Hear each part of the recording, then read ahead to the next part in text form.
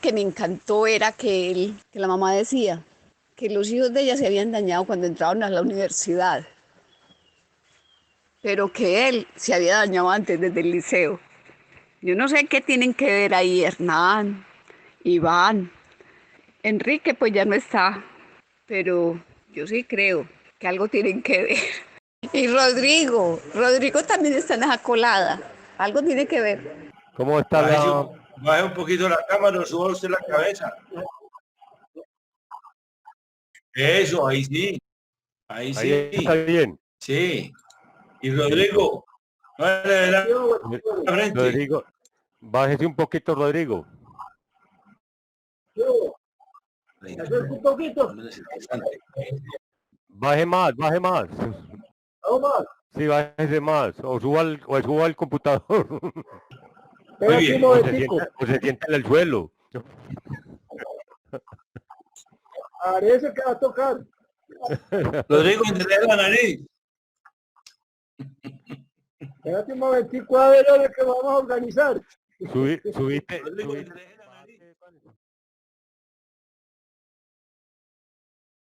Es que éramos 7 mujeres y no eran sino 3 hombres y Oscar era el niño.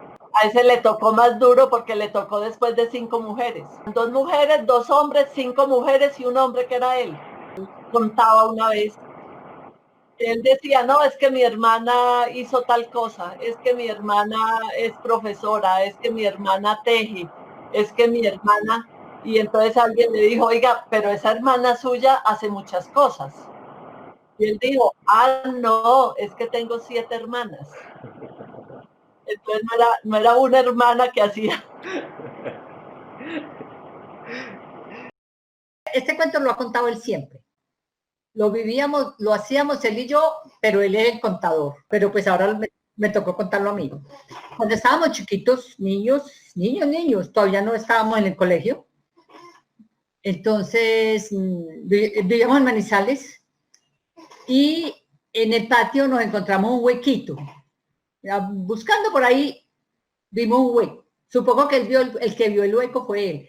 En todo caso, ese hueco era de una cañería, por ahí pasaba una cañería. Entonces, cuando entraban al baño de la casa, nosotros nos mirábamos y corríamos a ver qué pasaba.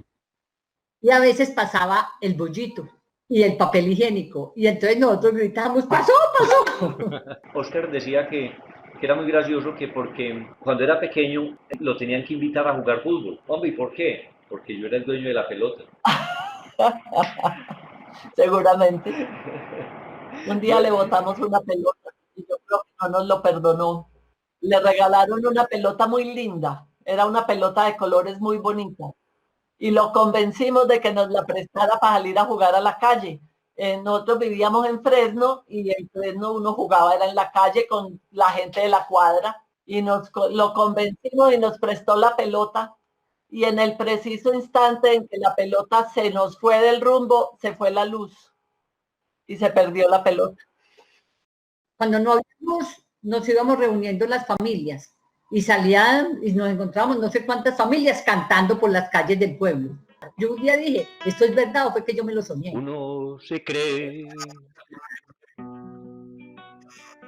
que las mató el tiempo y la ausencia, pero supremo. Bendito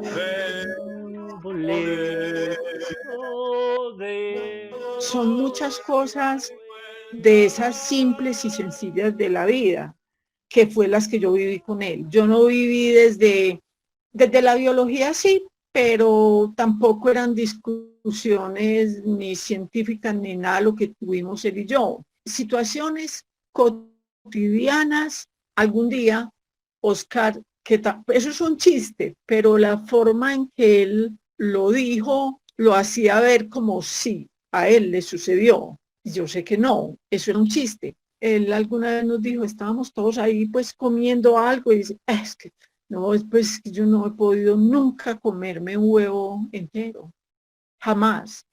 Cuando yo era chiquito, el huevo es que era para los grandes. para mi papá, mi mamá, para los grandes. Y ahora que soy grande es que lo veo es para los chiquitos y no he podido comer mi huevo entero. Momentos en los que uno no sabe si lo que está diciendo es verdad o se lo acaba de inventar. Entonces, ¿a uno qué hace? Seguirle la corriente hasta que descubre qué pasó. Pero no toda la gente es capaz de hacer eso. A veces a la gente le da rabia porque no sabe y siente que él le está tomando el pelo. Yo le sigo la corriente y la gente dice, eso es verdad. Y yo a veces digo no, y a veces digo no sé, porque uno no sabe. Y estábamos escuchando música en uno de los bares de Prado, que en este momento no me acuerdo, y estábamos tomando cerveza. Y salimos de estar tomando cerveza y vimos que adelante pasó una mujer y al lado había un hombre y le dijo, mamita, la acompaño. Y Óscar ahí mismo dijo, qué susto, si le dice que sí, uno, ¿qué hace? Cuando estuvimos haciendo un trabajo en teatro, en el Matacandela, estuvimos haciendo unas fotografías, él le dijo una cosa, es que no, es que todo el mundo anhela la eternidad y no sabe qué hacer un domingo por la tarde. Ya. De hecho, el encargado de Matacandela, le dijo así, Óscar, eso es tan bueno que lo metieron en la obra. Él me enseñó juegos de palabras muy divertidos con los que aún hoy entretengo a mis sobrinas más pequeñas. ¿Quiere que le cuente el cuento del gallo capón? Claro que sí, exclamaba yo emocionada. No le he dicho que me diga claro que sí, sino que si quiere que le cuente el cuento del gallo capón. Y así, hasta acabarme la paciencia, porque el cuento del gallo capón es el único cuento del mundo que no dice nada, pero que no se agota jamás. Uno llegaba y Óscar tenía el diccionario y lo abría en cualquier parte y empezaba a leer el significado de las palabras. Y le decía a uno, ¿qué significa tal palabra? Entonces uno no sabía. Y lo leíamos y uno me moría de la risa mirando los significados de las palabras. A la época de cuando nos conocimos, 1972 o 73, había una niñita ya que era un poquito cansona, un poquito difícil, y creo que era Harold el que la perseguía. Le dice, Óscar, ¿y usted qué a esa filimisca? Palabras severas y justas como el mismo Óscar, a las que he acudido en numerosas ocasiones, en situaciones difíciles en las que me ha puesto la vida y me han ayudado a salir de manera airosa.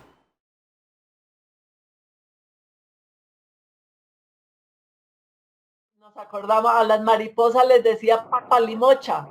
Nosotros vivíamos en casas muy grandes que tenían jardín. Una vez encontró una mariposa que le pareció una palimocha de hoja y salíamos a ver la mariposa que había visto. Tomó la foto de un bicho. No sé quién le dijo, suelta ya el bicho que se va a morir.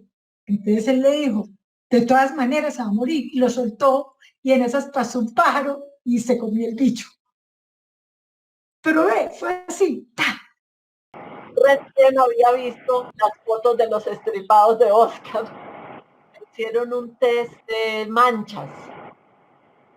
O no sé. En todo caso, a mí todas esas manchas se me parecían a las estripados de Óscar. Eso me escapó de ser mamá. Porque a la psicóloga le pareció que yo era muy agresiva y muy destructiva. Vamos a hacer todo lo posible, pero siempre hay una posibilidad de un imprevisto o algo, ¿cierto? A la hora pues, de una ocasión. Y si no, frikis calavera. Mis mayores referencias en realidad son de Óscar Botero como jefe, de Óscar Botero el estricto, de Óscar Botero el ordenado, pues el ordenado dentro del desorden, el que persevera, el que siempre encuentra el proyecto para hacer, aunque uno vea muy difícil de que las cosas no van a salir, él siempre tiene esa parte que dice esto sale porque sale, O sea, y que si se le mete esa idea a la cabeza, esa idea como ya se desarrolla y la sacamos adelante, esa es la referencia que yo tengo.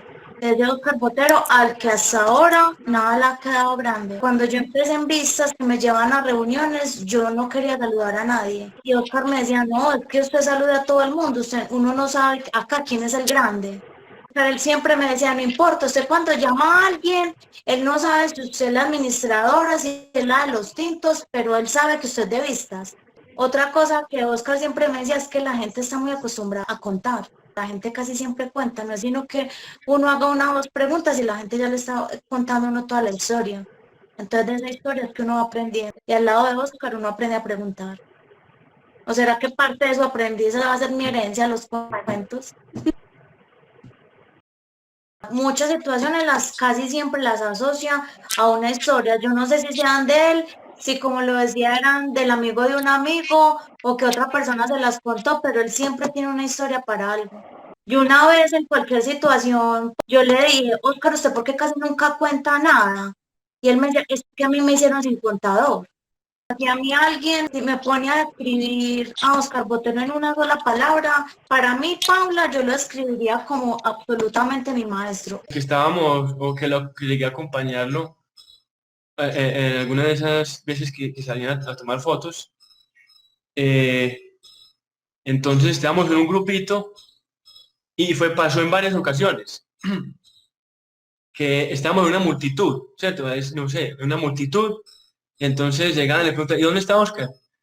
Entonces yo miraba por allá, vimos a lo lejos, vimos, véanlo, allí está. ¿Cierto? Era como ver un yarumo en medio de un pinar.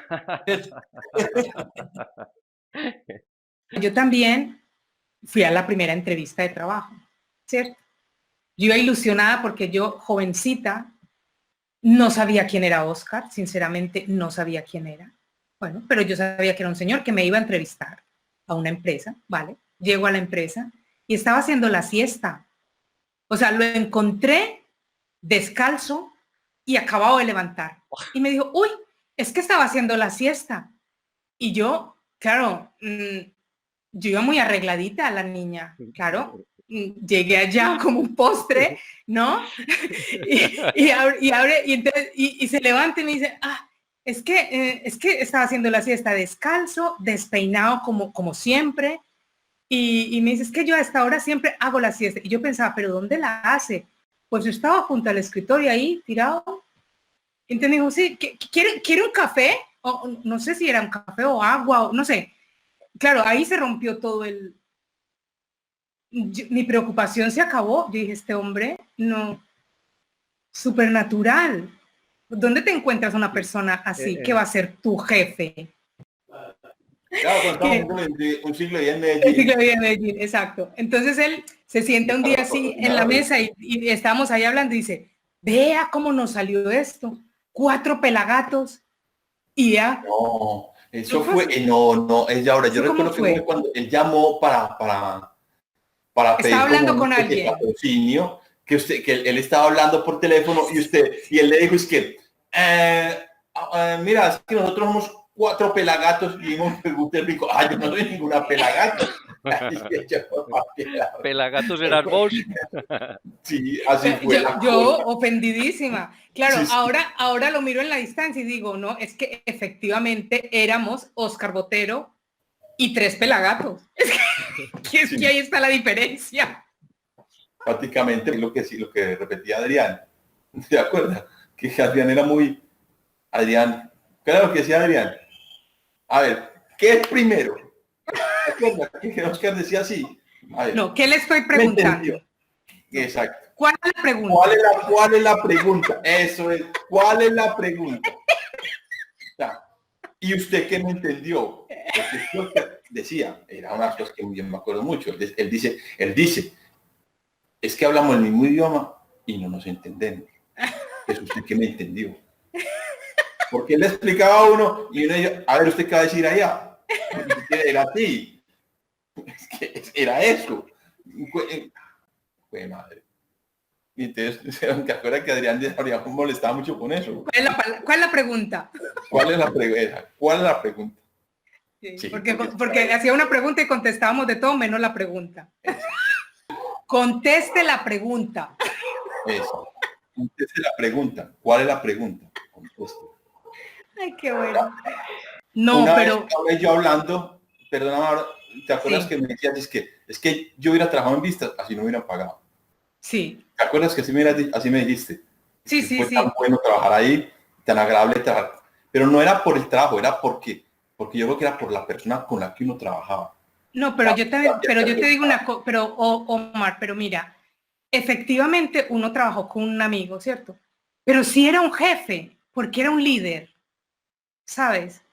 Entonces, en ese sentido, él sí tenía el rol de jefe. Lo que pasa es que a él no le sale como de jefe, sino que él solo, como es y como hace sus cosas, quien está trabajando con él no tiene alternativa de considerarlo el que guía y el que lidera. Porque es que le sale natural, no necesita llamarse jefe, no. Es que él sabe lo que quiere hacer y te lo transmite de una manera tan clara y tan sencilla que es que él es el jefe. O sea...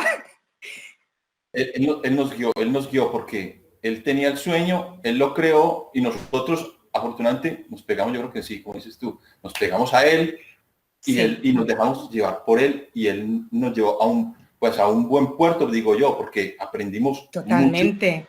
Pero es que además, claro, él nos guió, pero es que además nos dio todo lo que sabía. Él no se guardó nada para él. Todo lo que sabía nos lo transmitió, todo. Todo lo que aprendía nos lo enseñaba, todo. Y yo pude sobrevivir en el extranjero cuando llegué aquí por lo que él me enseñó. Es que es así.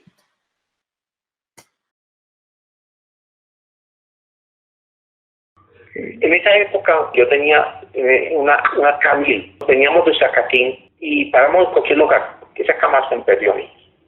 Esa cámara nunca apareció. Se perdió así nomás. Y Oscar siempre fue muy solidario conmigo. Era muy solidario con todo el mundo. Conmigo fue muy solidario porque Oscar me ayudó tanto en equipo como en parte, hasta económicamente en muchos momentos. La solidaridad de Oscar fue muy tenaz, ¿cierto? Y Oscar era como el adelantado de todos, pues a quien se le ocurre hace 40 años hice hacer un curso de fotografía de Photoshop en Nueva York, creo que fue. A él tenía ese conocimiento, nosotros no sabíamos qué era el Photoshop. A quien se le ocurrió unos años después hacer un registro fotográfico de todos los sitios, lugares y personajes. A quien se le había ocurrido hacer un álbum de fotos de Medellín, después de Antioquia. A nadie. A él. Era el Julio Verne de nosotros. El adelantado Oscar Botero Giraldo. Cuando éramos estudiantes todavía en la Universidad Autónoma, en bachillerato, nos reuníamos muchas veces en la casa de Oscar. Él tenía un cuarto donde hacía revelar sus fotografías.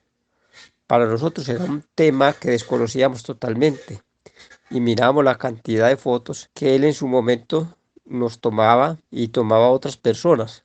Y ahora que estábamos ya añejos y cuando se celebraron los 50 años, mirábamos unas fotos que él había revelado en un paseo que hicimos para los lados del estrecho del Magdalena. Y allí, en una de las tumbas de los indígenas de San Agustín, yo me introduje dentro de una de ellas y él me tomó una foto con una especie de gorra que yo utilizaba y para mí era algo increíble porque era un recuerdo que ya se me había borrado de la mente.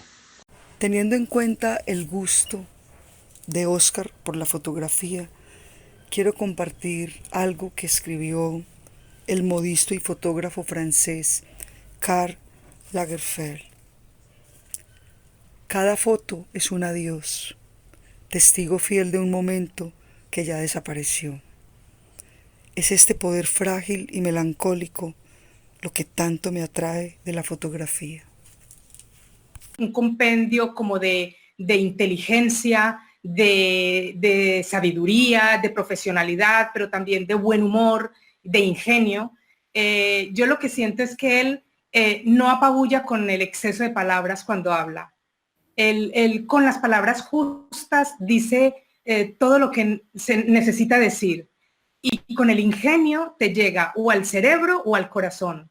Pero tiene también una herramienta o una estrategia muy bonita que es su sonrisa, porque él tiene una sonrisa sincera, candorosa, la llamaría yo, y sin doblez, que te dice lo demás, que te dice el resto. Este hombre, y a él le decía, usted de periodista o de fiscal, habría que tenerle miedo por su forma de preguntar, por su naturaleza, por su característica. Obviamente que a mí sí me han tocado muchas experiencias donde él resolvía o incluso le impedía a uno ya continuar porque le cortaba, pero no lo cortaba abruptamente, sino con sus razones. Eso es una carga que uno tiene de gratitud por su generosidad y por haberle permitido pues, compartir sus propósitos de vida y sus estéticas y sus miradas, ¿cierto? Sí. Lo valoro y lo estimo mucho y fue una riqueza y de las cosas valiosas de la vida es haber conocido seres como él. Uno se cree que las mató el tiempo y la ausencia, pero su tren vendió boletos de ida y vuelta. Son aquellas pequeñas cosas que nos dejó un tiempo de rosas en un rincón, en un papel o en un cajón.